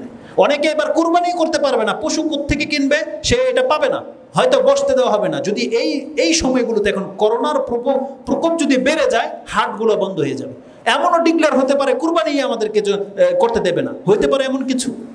আমরা আল্লাহর কাছে আশ্রয় চাচ্ছি, আল্লাহ যে ইবাদতগুলো বন্ধ হয়ে গেছে, বাকি যেগুলো চালু আছে, আল্লাহ অন্তত এই বছর আমাদেরকে সেই সুযোগটা দাও যাতে আমরা কুরবানি করতে পারি। এবং যারা প্রস্তুতি নিয়ে রেখেছেন, আগে থেকে প্রস্তুতি নিয়ে নেন, পশু টশু নিয়ে নেন ইনশাআল্লাহুল আজিজ। এক একটা ইবাদত যে কত মূল্যবান, এটা আমরা প্রায় বক্তব্যে বলে থাকি, কিন্তু যদিও আমি নগণ্য ব্যক্তি আপনাদেরকে বোঝাতে পারি না। অথচ আল্লাহ সুবহানাহু ওয়া তাআলা প্রত্যেকটা ইবাদতকে আল্লাহর নেয়ামত বলেছে। ওয়া আতমামতু আলাইকুম নিয়ামতি, আল্লাহ বলছেন আমি তোমাদের জন্য আমার নেয়ামতকে পূর্ণ করে দিয়েছি বান্দা। তার মানে প্রত্যেকটা সেজদা হচ্ছে আপনার জন্য নেয়ামত, প্রত্যেকটা তাসবিহ আপনার জন্য নেয়ামত। কত বড় নেয়ামত! রাসূল সাল্লাল্লাহু আলাইহি ওয়াসাল্লাম বলেছেন, লান আকুলা সুবহানাল্লাহি ওয়ালহামদুলিল্লাহি ওয়া লা ইলাহা ইল্লাল্লাহু আল্লাহু আকবার আহাব্বা ইলাইয়া মিম্মা তালাআত আলাইহি শামস। রাসূল সাল্লাল্লাহু বলছেন, কোন একদিন সকালে আমি জেগেছি, সকাল হয়েছে আমার, আর আমি মুহাম্মদ আমার মুখ থেকে যদি 4টা কালেমা কোনো উচ্চারণ করার সামর্থ্য আমার হয়ে যায়, তার মানে পুরো পৃথিবী একদিকে, এই 4টা কালেমা আমার কাছে এই পৃথিবী থেকেও পছন্দনীয়। তার মানে পুরো পৃথিবীর মালিক কেউ হয়ে যাক, আর আমার জবান দিয়ে আমি মাত্র 4টা কালেমা একবার উচ্চারণ করাটা আমার কাছে পছন্দনীয়। এটা ছিল এই ইবাদতগুলোর মর্ম। তা রাসূলুল্লাহ সাল্লাল্লাহু আলাইহি সাল্লাম বলেছেন যে ফিতনা আসার আগেই তোমরা আমল করে নাও। কিন্তু দেখেন আমাদের আমল আমরা করি না। আমরা এখন নিরাপত্তার মধ্যে আছি, আমল নাই, আমাদের খিদা নাই। খিদাকে আল্লাহ দূর করে দিয়েছে, পর্যাপ্ত পরিমাণে খাদ্য অনেকের ঘরে মজুদ আছে, কিন্তু তাদের ঘরে ইবাদত নাই। নিরাপত্তা আছে, ইবাদত নাই। সচ্ছলতা আছে, ইবাদত নাই। সুস্থতা আছে, ইবাদত নাই। এগুলোর কোনো একটা যদি বন্ধ হয়ে যায়, তখন আপনি ইবাদত করতে চাইলেও ইবাদত করতে পারবেন না। আমরা আল্লাহর কাছে দোয়া করি, আল্লাহ তুমি আমাকে, আমার পরিবারকে এবং আমাদের মুসলিম ভাইদেরকে এবং তাদের পরিবারকে সঠিকভাবে ইসলাম পালন করার তৌফিক দান করো ইয়া রাব্বাল আলামিন। তো হজ সম্পর্কে আমি আর ডিটেলস ওদিকে যাচ্ছি না, যেহেতু সময় খুব দ্রুত চলে গেছে। আমি বলেছিলাম যে এই 10 দিন সম্পর্কে গুরুত্বপূর্ণ কিছু কথা বলবো ইনশাল্লাহ। এই সম্পর্কে একটা বক্তব্য আমি বাসা থেকে আপলোড করব। আজকে শুধু খুতবার হক রক্ষা করার জন্য এই 10 দিন সম্পর্কে আপনাকে 2টা কথা বলবো। একটা হচ্ছে, আপনারা জানেন যে 10 দিনের মর্যাদা কি, তবে কোরআন হাদিসে যে কথাগুলো আছে তার একটা হলো, এই 10 দিনের মর্যাদায় আমি যেটা পাচ্ছি যে আল্লাহ সুবহানাহু ওয়া তাআলা এই 10 দিনের কসম খেয়েছেন। আর আল্লাহ সুবহানাহু ওয়া তাআলার কসম খাওয়ার নীতি হলো, আল্লাহ ওই বিষয়, ওই বস্তুর, ওই কিছুর কসম করে যেটা আমাদের জন্য অত্যন্ত গুরুত্বপূর্ণ। এবং আল্লাহ যখন কোনো কথা বলার ইচ্ছা করে তখন কসম করে বলে। যেমন সূরা ফজর, আল্লাহ বলেছেন ওয়াল ফজর ওয়া লায়ালিন আশর ওয়াশ-শাফি ওয়াল ওয়াতর। আল্লাহ সুবহানাহু ওয়া তাআলা বলছেন শপথ ফজরের, শপথ 10 দিনের বা 10 রাতের, এবং শপথ জোর এবং বেজরের। এই 2টা আয়াত এই হজের সাথে সম্পর্কযুক্ত, এই 10 দিনের সাথে সম্পর্কযুক্ত। আল্লাহ সুবহানাহু ওয়া তাআলা 10 দিনের কসম খেয়েছেন। এটার মর্যাদা যে কিভাবে, ওয়াল ফজরি ওয়া লায়ালিন আশর, এই 10 রাতের কসম, এটাতে এই 10 দিনের মর্যাদা কিভাবে বৃদ্ধি পেল, বা এটা দিয়ে কিভাবে প্রমাণ করবেন আপনি যে এটা দিয়ে এই 10 দিনের মর্যাদা বেড়ে যায়, এটা ডিটেলস এখন বলার আমার সময় নাই। বলেছি এটা নিয়ে আজকে রাত্রে একটা বক্তব্য আপলোড করা হবে ইনশাআল্লাহুল আজিজ। তবে হাদিসে যেটা আসছে বা এই আয়াতের তাফসিরে ইবনে কাসির রাহিমাহুল্লাহ, ইবনে আব্বাস রাদিয়াল্লাহু তাআলা আনহুমা থেকে যে তাফসির করেছেন, তাদের প্রত্যেকের দাবি আশরু জিলহিজ্জা, এর মানে হলো আল মুরাদু বিহা আশরু জিলহিজ্জা। আল্লাহ যে বলেছে ওয়ালায়ালিন আশর, আমি 10 রাতের শপথ করতেছি, তার মানে আল্লাহ এই জিলহজ মাসের প্রথম 10 দিনের শপথ করেছেন। এটা কার মত? কামা কালা ইবনু আব্বাসিন ওয়া ইবনু জুবাইরিন ওয়া মুজাহিদিন ওয়া গায়রু ওয়াহিদিন মিনাস সালাফি ওয়াল খালাফ। এই মর্মে প্রত্যেকের মত, সালাফদের পূর্বের আলেমগণ, পরের আলেমগণ কেউ দ্বিমত করে নাই। প্রত্যেকের তাফসির হচ্ছে এই 10 রাত বলতে 10 দিনকে বোঝানো হয়েছে, যেটা শুরু হয়ে যাবে এই জিলহজ মাসের চাঁদ উঠে গেলে। তার মানে এই দিনগুলো আল্লাহ কসম খেয়েছে। আপনাকে আরেকটা তথ্য দিয়ে দিই, মুসা আলাইহিস সালাম তুর পর্বতে 40 দিন ছিলেন। এটা কি জানেন? জানেন না সবাই? 40 দিন ছিলেন। এর তাফসিরে সূরা আরাফের মধ্যে রয়েছে সেই ঘটনা। এর তাফসির করা হয়েছে, প্রথম 30 দিন ছিল এই যুলকাদা মাস, এই হারাম 30 দিন ছিল। কিন্তু যখনই তিনি 30 দিন পুরো করেছে, আল্লাহর পক্ষ থেকে আরো 10 দিনের আদেশ করা হয়েছে যে মুসা তুমি আরো 10 দিন এখানে অপেক্ষা করো। এই 10 দিন ছিল এই 10 দিন, যেই 10 দিন আসতে যাচ্ছে। তার মানে আল্লাহর কাছে এতটা মর্যাদাপূর্ণ এই 10 দিন, মূসা আলাইহিস সালামকে এই 10 দিনেও সেই বরকতময় জায়গাতে তাকে দিয়ে ইবাদত করিয়ে নিয়েছে। এই 40 দিন এই 10 দিন দিয়ে পুরা হয়েছে। জিলকদ মাসের 30 দিন আর জিলহজ মাসের এই 10 দিন। এটা ছিল মর্যাদাপূর্ণ কিছু কথা কোরআনের আয়াত থেকে। এবং এই মর্মে যে চমৎকার হাদিসটি রয়েছে, হাদিসের বিভিন্ন ভাষাতে আপনি পাবেন। আসলে আমি সেই ভাষাগুলো আপনাকে স্মরণ করিয়ে দিই, এই 10 দিনের মর্যাদা সম্পর্কে কোরআন হাদিসে কি রয়েছে। আব্দুল্লাহ ইবনে আব্বাস রাদিয়াল্লাহু তাআলা আনহুমা এই হাদিসের বর্ণনাকারী। কয়েকটি হাদিসের কিতাবে এটা আপনি পাবেন। এটা বুখারীতে রয়েছে, এটা আহমদে রয়েছে এবং আবু দাউদে রয়েছে, তিরমিজিতে আছে। বুখারীতে আংশিক আছে আর বাকি জায়গায় একটু লম্বা রয়েছে। আব্দুল্লাহ ইবনে আব্বাস রাদিয়াল্লাহু তাআলা আনহুমা তিনি বর্ণনা করেছেন যে ক্বালা রাসূলুল্লাহ সাল্লাল্লাহু আলাইহি ওয়াসাল্লাম মা মিন আইয়ামিন আল আমালু সালিহু ফিহা আহাব্বু ইলাল্লাহি আযজা ওয়া জাল। এটা একটা ভাষা। এমন কোনো আমল নাই যেটা এই 10 দিনে করা হবে, যে কোনো আপনার সৎ আমল যেটা আপনি এই 10 দিনের কোনো একদিন করবেন, আল্লাহর কাছে পছন্দনীয় হতে পারে এই 10 দিনের চেয়ে অন্য দিনের কোনো ইবাদত আল্লাহর কাছে পছন্দনীয় নয়। তার মানে আপনার 365 দিনের মধ্যে আপনি যেই কোনো দিন যেই কোনো ভালো আমল যদি করে থাকেন, ধরে নেন কোনো একদিন আপনি সুবহানাল্লাহ বলেছিলেন, কোনো একদিন আপনি দান করেছিলেন, কোনো একদিন আপনি সিয়াম রেখেছিলেন, ওই ইবাদতে যতটা নেকি আপনি পেয়েছেন বা আল্লাহর কাছে যতটা পছন্দনীয়, ওই কাজটা যদি এই 10 দিনের কোনো একদিনে আপনি করেন, এই 10 দিনের মধ্যে যদি আপনি আল্লাহর জিকির করেন, এই 10 দিনের মধ্যে যদি আপনি দান করেন, এই 10 দিনের মধ্যে যদি আপনি সিয়াম রাখেন, এই 10 দিনের মধ্যে যদি আপনি যেই কোনো কল্যাণকর কাজ করেন, এই ইবাদতগুলো আল্লাহর কাছে সব থেকে বেশি পছন্দনীয়, যেটা অন্য কোনো দিন এতটা ইবাদত আল্লাহ পছন্দ করবে না। এটা একটা ভাষা। আরেকটা ভাষা হচ্ছে মা মিন আইয়ামিন আল আমালু সালিহু আযামু ইনদাল্লাহ। এমন কোনো দিনের আমল নাই যেটা আল্লাহর কাছে এই 10 দিনের ইবাদতের চেয়ে বেশি মর্যাদা রাখে, এমন কোনো ইবাদত নাই। আরেকটা ভাষা হচ্ছে মাল আমালু ফি আইয়ামি আফদালা মিনহা ফি হাযিহি ইয়ানি আইয়ামিল আশর। রাসূলুল্লাহ সাল্লাল্লাহু আলাইহি ওয়াসাল্লাম বলেছেন, এমন কোনো দিনের আমল নাই যা মর্যাদার দিক থেকে এই 10 দিনের আমলের চেয়ে বেশি হতে পারে। তার মানে এমন কোনো দিনের আমল নাই যে আমল এই 10 দিনের আমলকে টাক্কা দিতে পারে, মানে এই আমল থেকে মর্যাদায় উঠে যেতে পারে, এমন কোনো দিনের আমল নাই, রাসূলুল্লাহ সাল্লাল্লাহু আলাইহি ওয়াসাল্লাম বলেছেন। আরেকটা ভাষা হচ্ছে আজকা আছে শব্দটাকে, আজকা ইনদাল্লাহি ওয়ালা আযামা আজরান। এমন কোনো দিনের আমল নেই যেটা আল্লাহর কাছে বেশি পবিত্র এবং নেকির ক্ষেত্রে আপনাকে বেশি নেকি এনে দিতে পারে এই 10 দিনের ইবাদতের চেয়ে।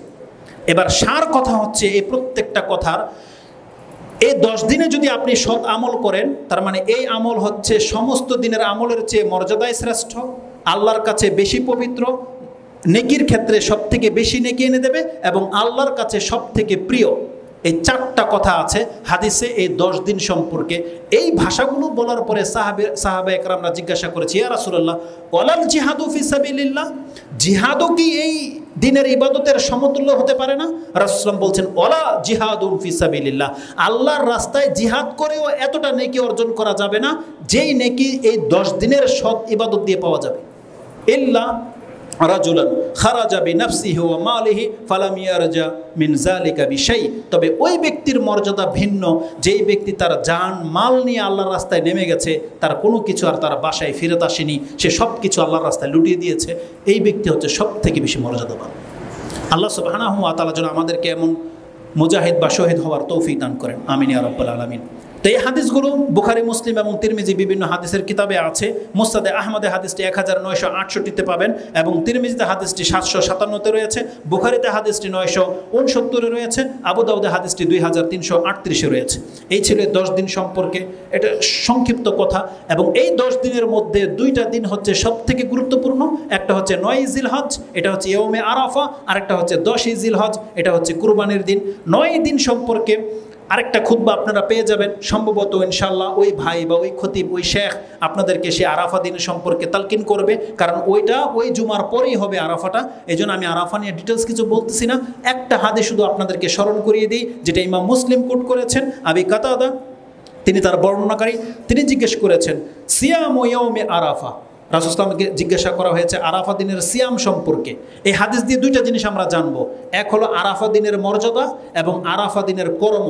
আরাফার দিন যেটা সৌদি আরবের আরাফার ময়দানে যখন হাজিরা উপস্থিত থাকবে সেই দিন যদি আমরা সিয়াম রাখি, এর মর্যাদা কি? রাসূল সাল্লাল্লাহু আলাইহি ওয়াসাল্লাম বলেছেন, সিয়ামু ইয়াউমি আরাফা আহতাসিবু আলাল্লাহি আইয়ুকাফিরা সানাতাল্লাতি কাবলাহা ওয়া সানাতাল্লাতি বাদাহা। আমি আল্লাহর কাছে আশা করি আমার উম্মতের কোনো ব্যক্তি যদি আরাফার দিনের সিয়ামটা রেখে নেয়, একটা সিয়াম, আরাফার দিনের সিয়াম, তাহলে আমি আশা করি আল্লাহ এই সিয়ামের বিনিময়ে তার অতীতের এবং আগামীর 2 বছরের গুনাহ আল্লাহ মাফ করে দেবে। এটা ইমাম মুসলিম কোট করেছেন। আরেকটা ভাষা হচ্ছে সুইলা আন সাওমি ইয়াউমি আরাফা, রাসূল সাল্লাল্লাহু আলাইহি ওয়াসাল্লামকে আরাফার সিয়াম সম্পর্কে জিজ্ঞাসা করা হয়েছে, ফাকালা ইউকাফিরু সানাতাল মাদিয়া ওয়াল বাকিয়া, এর মাধ্যমে অতীতের 1 বছরের গুনাহ মাফ এবং আগামী যেই বছরটা আসতে যাচ্ছে সেই বছরের গুনাহকে আল্লাহ অগ্রিম মাফ করে দেবে। এটা হচ্ছে আরাফা দিনের সিয়ামের মর্যাদা। এই হাদিসটি ইমাম মুসলিম তার সিয়ামের অধ্যায়ে এনেছেন। হাদিস হচ্ছে 2636 এবং 2637। এই যাবৎ আমরা 5টা কথা বলেছি। প্রথমে আমরা উল্লেখ করেছি, যেহেতু সময় একেবারে আমি স্মরণ করিয়ে দিই, হারাম মাসের বৈশিষ্ট্য সম্পর্কে আমরা কথা বলেছি। তার মানে হারাম মাস যতদিন বাকি থাকবে আমাদের পাপগুলোকে বন্ধ করতে হবে, আমাদের অত্যাচারগুলো, জুলুমগুলো, অন্যের সাথে মূর্খামি করাটা বন্ধ করতে হবে। কারণ এই সময় এই পাপগুলো করলে বেশি পাপ, বেশি অপরাধ আল্লাহর কাছে। দ্বিতীয় বলেছি, চাঁদ উঠে যাওয়ার আগে আমাদের চুল নখ কাটার থাকলে কেটে নেন। চাঁদ উঠে গেলে যারা কুরবানি করবেন তারা তা কাটতে পারবেন না। তৃতীয় বলেছিলাম, চাঁদ দেখে দোয়া করা, আল্লাহর কাছে কল্যাণ কামনা করা। চতুর্থ বলেছিলাম, হজ বন্ধ হয়ে গেছে, অতএব আমাদেরকে ইবাদতের অন্যান্য ইবাদত যেটা যখন যার সুযোগে আসবে তার উচিত তখন ওই ইবাদতটা করে নেওয়া, এটা একটু পর বা আগামীকালের জন্য রেখে না নেওয়া। কারণ আগামীকাল কি হবে আমি জানি না, কি হতে যাচ্ছে জানি না। এই জন্য যখন যেই ইবাদতটা করার সুযোগ আমাদের হয়ে যাচ্ছে তখনই আমাদেরকে সেই ইবাদতটা করে ফেলতে হবে। কে আসলো না আসলো, কে করলো না করলো, কারোর দিকে দেখা দেখি নাই। আপনি নিজেকে বাঁচান, নিজেকে অগ্রগামী করেন, নিজেকে নিয়ে চিন্তা করেন। এটা হচ্ছে সেই সময় যে নিজেকে নিয়ে ভাবার বেশি সময় রয়েছে। কিন্তু আমরা নেট খুললে দেখতে পাই আমাদের অনেক দিনই ভাইয়েরা নিজের নিয়ে কোনো খবর নাই, কে কি করেছে, কে কি বলেছে, এগুলোর জবাব দিতে দিতে তার 1 সপ্তাহ পার। এটা মোটেও উচিত নয়। এই জন্য নিজেকে নিয়ে ভাবুন, নিজে যত বেশি ইবাদত করবে এটা নিজের কল্যাণ। আর এই যে রাসূল সাল্লাল্লাহু আলাইহি ওয়াসাল্লাম যে ওই হাদিসটা বলেছে, দাঁড়িয়ে থাকা ব্যক্তি চলাচল করা ব্যক্তির থেকে সেফ। মানে চলাচল যারা করতেছে রাস্তায়, যারা রাস্তাঘাটে ঘুরে, তারা যেই ফিতনায় পতিত হয়, আপনি আপনার বাসার সামনে দাঁড়িয়ে থাকেন, ওই ফিতনা আপনাকে ধরবে না। আর যেই ব্যক্তি ঘরে বসে আছে, তার মানে ওই ব্যক্তি ওই ফিতনায় পড়বে না যেই ব্যক্তি রাস্তার পাশে দাঁড়িয়ে আছে। আর যেই ব্যক্তি শুয়ে আছে সেই ব্যক্তি ওই ফিতনা থেকে মুক্ত যেই ব্যক্তি নেট নিয়ে টিভির সামনে বা বিভিন্ন জায়গায় বসে রাত কাটাচ্ছে, দিন কাটাচ্ছে। আপনি যত জানবেন তত বেশি ফিতনায় পড়বেন, আপনার উপর দায়িত্ব বেড়ে যাবে, জবাবদিহিতা বাড়বে। আপনি কি করলেন, আপনার ক্ষমতাটা ছিল, আপনি কিছু করলেন কিনা, জবাবদিহিতা বাড়বে। আপনি জানলেন না, আপনার কোনো জবাবদিহিতা নাই। আপনারা অনেকাংশ মানুষ যারা জানেন না, খবর দেখেন না, নেট দেখেন না, আপনি জানেন না পৃথিবীতে কোথায় কি হচ্ছে। কিন্তু যারা সবসময় নেট ঘাটে, যারা টিভির সামনে বসে থাকে, অমুক জায়গায় বন্যা, অমুক জায়গায় ভূমিকম্প, অমুক জায়গায় ধস, অমুক জায়গায় হত্যা, অমুক জায়গায় এটা হয়েছে, অমুক জায়গায় সেটা হয়েছে, তখন আপনার পেরেশান, আপনার টেনশনও বেশি। আপনি আল্লাহকে ডাকবেন কখন?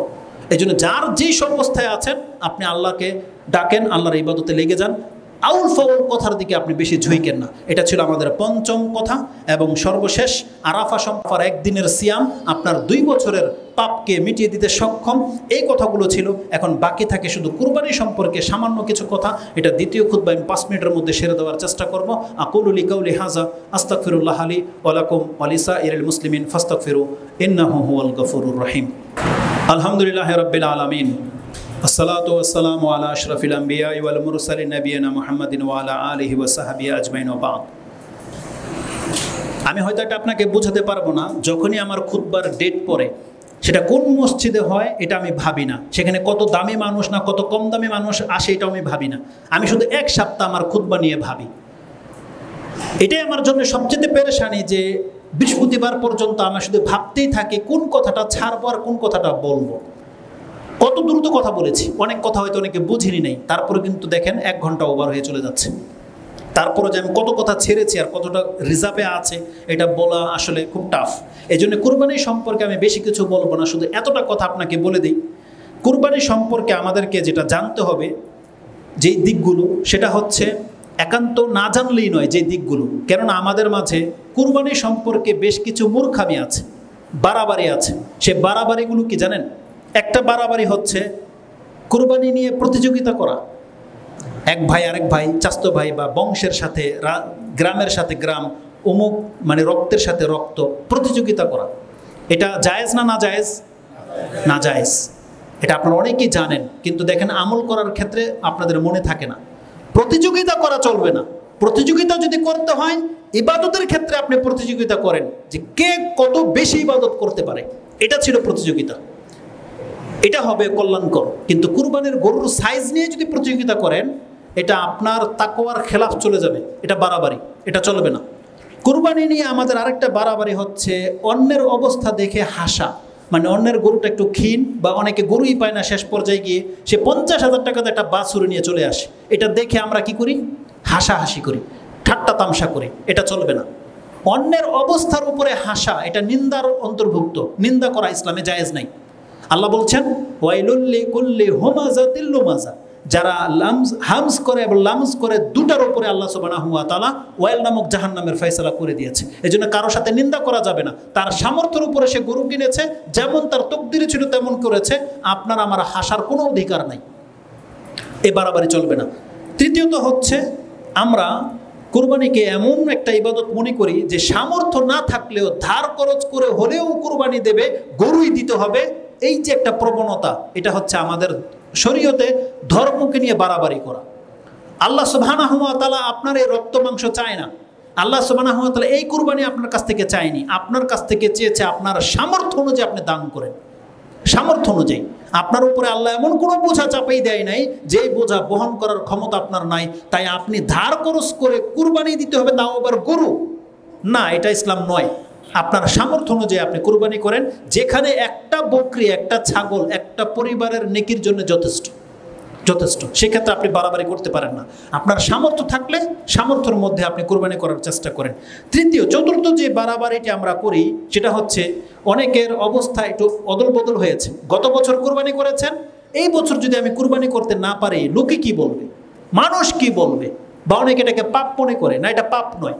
কুরবানির হুকুম হচ্ছে যেই বছর আপনি কুরবানি করবেন সেই বছর আপনি কল্যাণ প্রাপ্ত হবেন, নেকি প্রাপ্ত হবেন। যেই বছর আপনি কুরবানি করবেন না সেই বছর আপনি নেকি পাবেন না, সে বছর নেকি পাবেন না। কিন্তু গত বছর করেছেন বিদায় এই বছরে ধার খরচ করে আপনাকে কুরবানি করতে হবে, এটা শরীয়ত নয়। আপনাকে ধোঁকা দিয়ে দিয়েছে শয়তান, এই মাধ্যমে আপনাকে সঠিক পথ থেকে সরিয়ে দিয়েছে।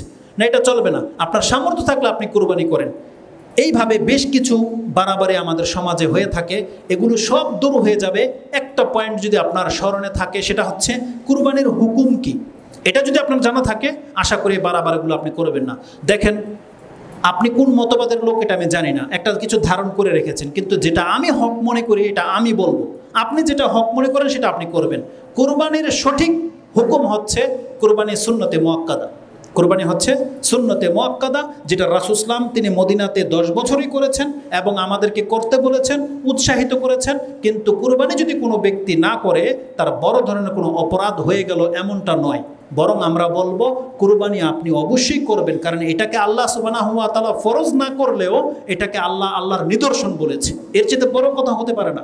আল্লাহ বলছে এটা আমার নিদর্শন, সেই আয়াত আমি আপনাকে স্মরণ করিয়ে দেব। তো কথা হচ্ছে যে কুরবানিটা হচ্ছে সুন্নাহ।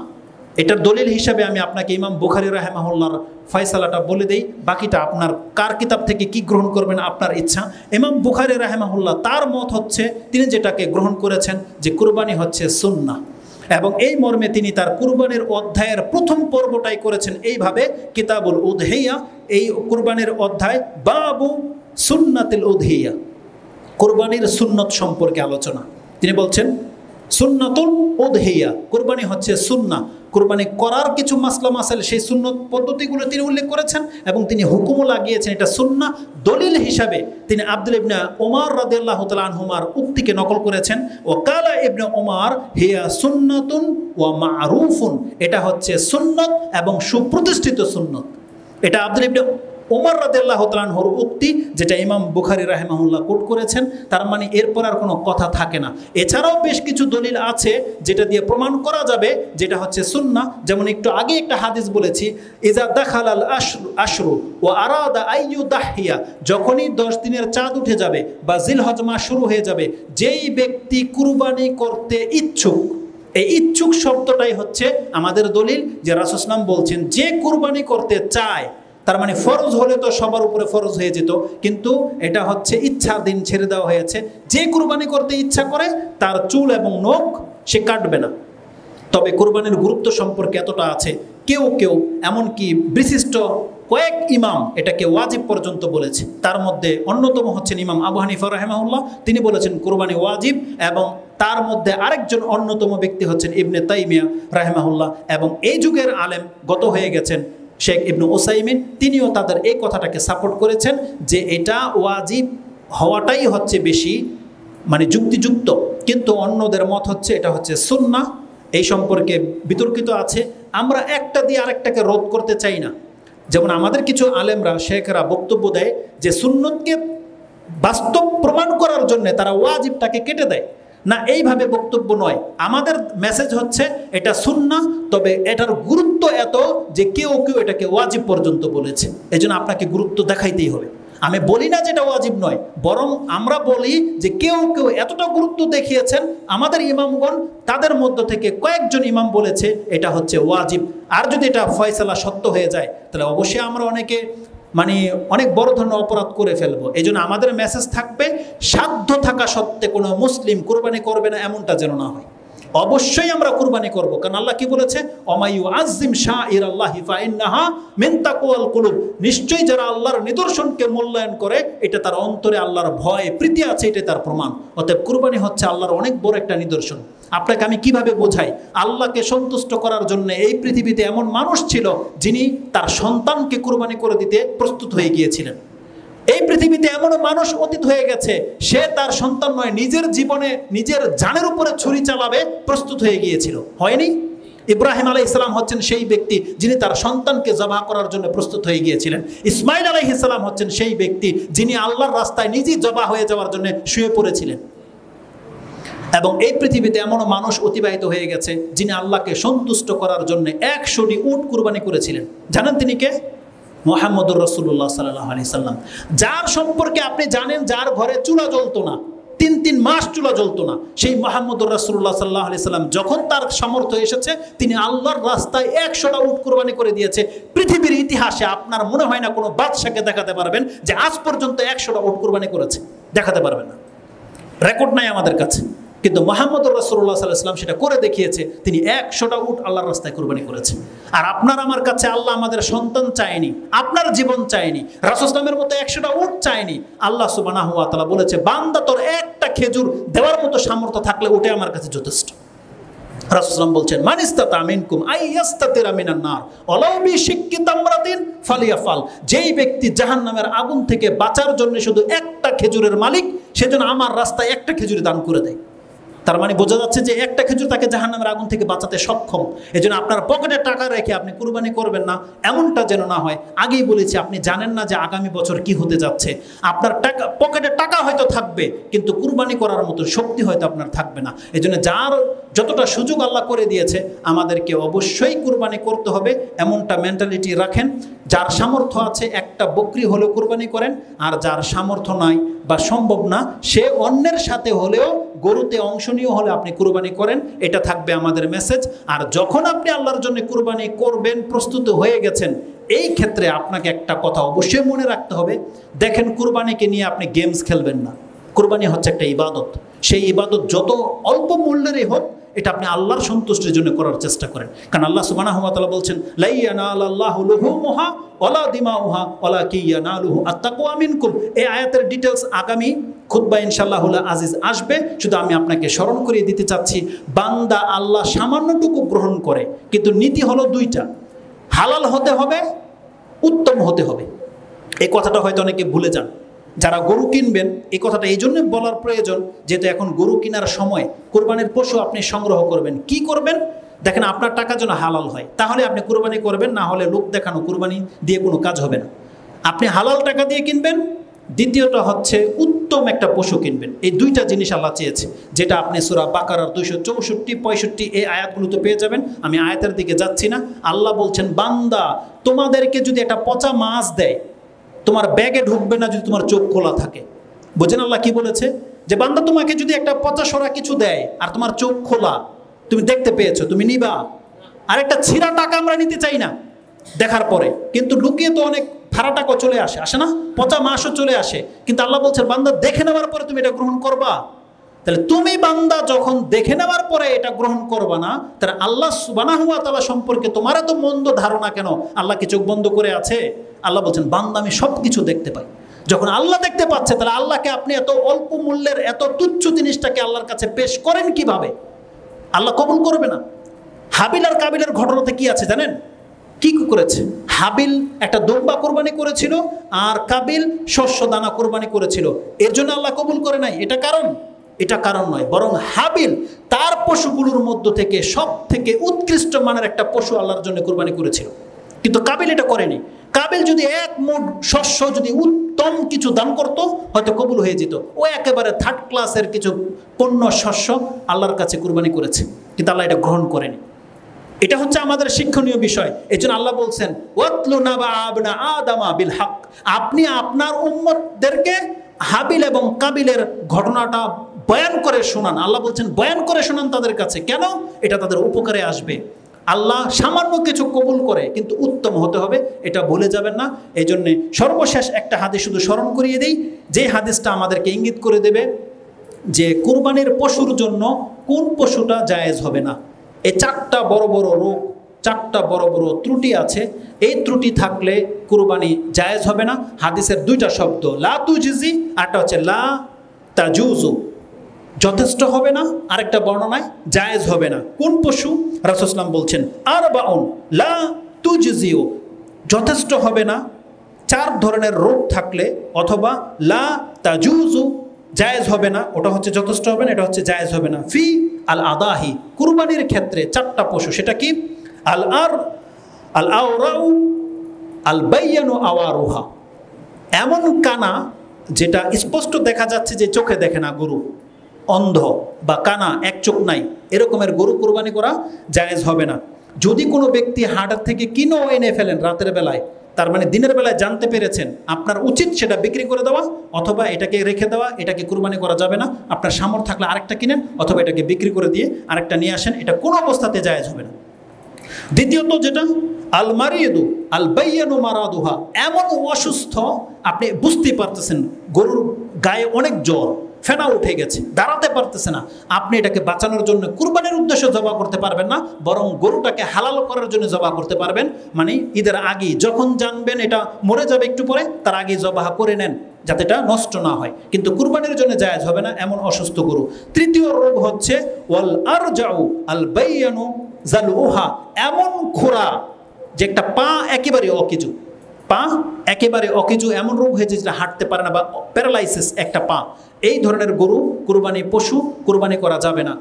চতুর্থ হচ্ছে ওয়াল কাসীরাতু আল্লাযী লা তুজজি, আরেকটা বর্ণনা আসছে ওয়ালা বিল আজফাই আল্লাতী লা তুনকি, এমন গরু এমন বয়সে পৌঁছে গেছে বা এমন বৃদ্ধ হয়ে গেছে, শুধু চামড়াটা হাড্ডির সাথে লেগে গেছে, ধাক্কিয়ে নিয়ে আসতে হয়। আমাদের ভাষায় একটা বলে ট্যাং গরু, কি বলে? ট্যাং। এটা চলবে না।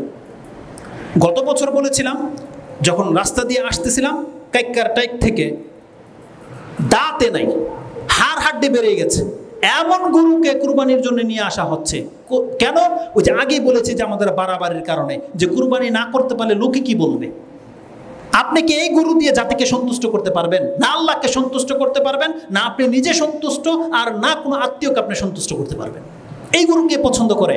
এই জন্য এই শুধু সম্মান বাঁচানোর কাজ নয়, এটা আপনি আল্লাহর দিকে খেয়াল রাখেন, আল্লাহর দিকে খেয়াল রাখেন। কোন এক তাবি বলেছিল তার ছেলেকে, তুমি আল্লাহর জন্য কিভাবে কুরবানি করবে, এই কথাটা মনে রাখেন প্রত্যেকে। তুমি তোমার সব থেকে সম্মানিত বন্ধুকে যেটা দিতে লজ্জা পাও, তুমি সেটা আল্লাহকে কিভাবে দিবা? তুমি যে জিনিসটা তোমার একটা সম্মানিত বাদশা বা একজন ব্যক্তিকে দিতে লজ্জা পাও, তুমি সেটা আল্লাহর জন্য পছন্দ করো কিভাবে? অতএব সামর্থ্য থাকলে কুরবানি করেন, উত্তমটা কিনেন। পশু পাননি, থেমে যান। আপনাকে ওই গোয়াল ঘর থেকে একটা হাড্ডি বেরিয়ে গেছে, এটাকে ধরে নিয়ে এসে কোরবানি করা যাবে না। ইমাম আবু দাউদ রাহিমাহুল্লাহ হাদিসটাকে কোট করেছেন। তিরমিজিতে আপনি হাদিসটি পাবেন। হাদিস হচ্ছে 3144 এবং 1417। এটা ছিল সর্বশেষ হাদিস। এরপরে যদি কোনো মাসলা মাসাইল বাকি থাকে, আপনাদের প্রত্যেকের আলেমের কাছ থেকে, যার সাথে যার সম্পর্ক আছে তার কাছ থেকে ডিটেলস জেনে নিয়েন। বিভিন্ন মাসলা মাসাইল বলার জন্য খুতবা নয়, তার মানে আমি সংক্ষিপ্ত